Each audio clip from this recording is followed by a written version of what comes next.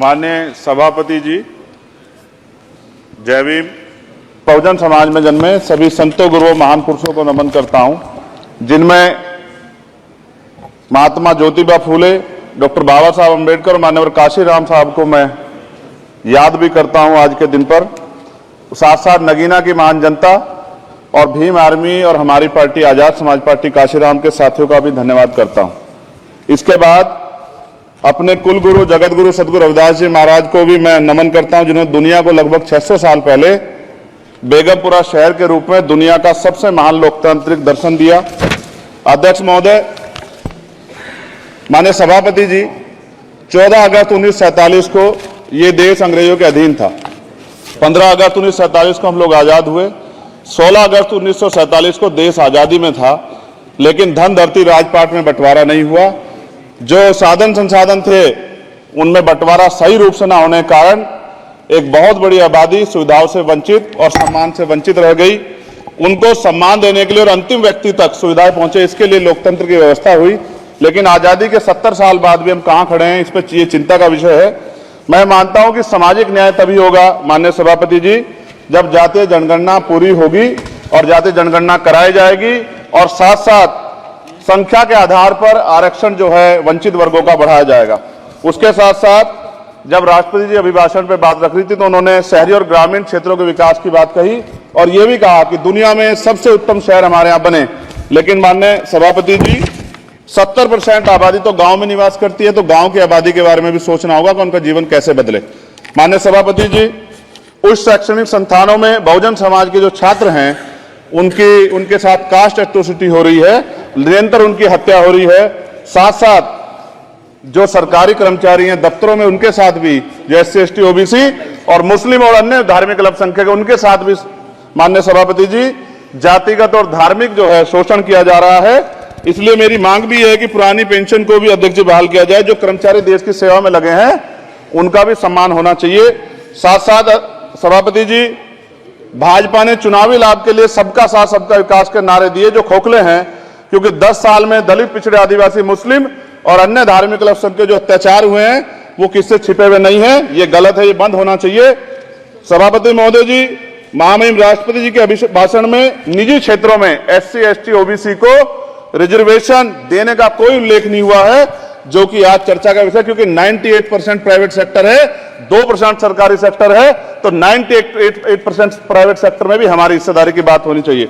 माननीय सभापति जी, आशा कार्यकर्ताओं, आंगनबाड़ी वर्करों, भोजन माताओं के वेतन वृद्धि पे भी कोई उल्लेख नहीं हुआ है, वो भी अभी नंगे, उन पे भी सोचना पड़ेगा।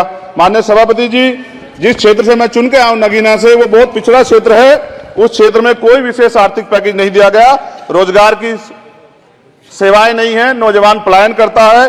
IIT, IIM, एम्स, केंद्रीय विद्यालय आदि शिक्षा में और चिकित्सा संस्थानों की स्थापना होनी चाहिए, जो कि नहीं है। और माननीय सभापति जी, मानसून सत्र आ गया है, मेरा क्षेत्र बाढ़ से बहुत प्रभावित है, इसलिए मैं आपसे आग्रह करूंगा कि वहां के लोगों को बाढ़ से निजात दिलाई जाए। माननीय सभापति जी, चीन हमें आंख दिखा रहा है और लगातार हमारे देश की सीमाओं में घुसपैठ कर रहा है, इसलिए अग्निवीर योजना को हटाकर पुनः सेना भर्ती शुरू की जाए और साथ साथ भारत की सबसे प्राचीन व बहादुर रेजिमेंट में से एक चमार रेजिमेंट को पुनः बहाल करा जाए, ऐसा भी मेरा आपसे आग्रह है। माननीय सभापति जी, पिछले सारे प्रधानमंत्रियों ने मिलकर जितना कर्ज लिया है उससे दुगना कर्ज हमारे वर्तमान के प्रधानमंत्री जी ने लिया है। किसान अगर अपना कर्ज माफ कराने के लिए जाता है तो लाठी झेलनी पड़ती है, जबकि सरकार ने धन्ना सेठों का 15 लाख करोड़ रुपया माफ किया है। इस ओर हमें ध्यान देना पड़ेगा, हमारी आने वाली पीढ़ियों को ये कर्ज चुकाना पड़ेगा। माननीय सभापति महोदय जी, किसानों को MSP की लीगल गारंटी तथा किसानों का कर्ज माफ होना चाहिए।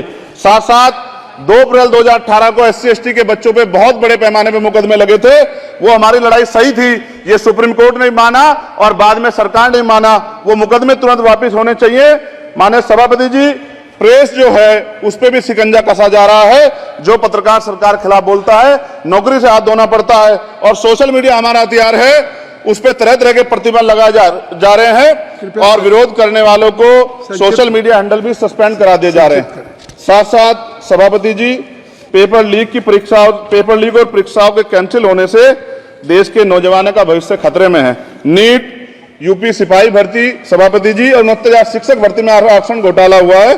कोई पूछने वाला नहीं, खून के आंसू रो रहे हैं बच्चे, बेरोजगारी का दंश युवा झेल रहे हैं।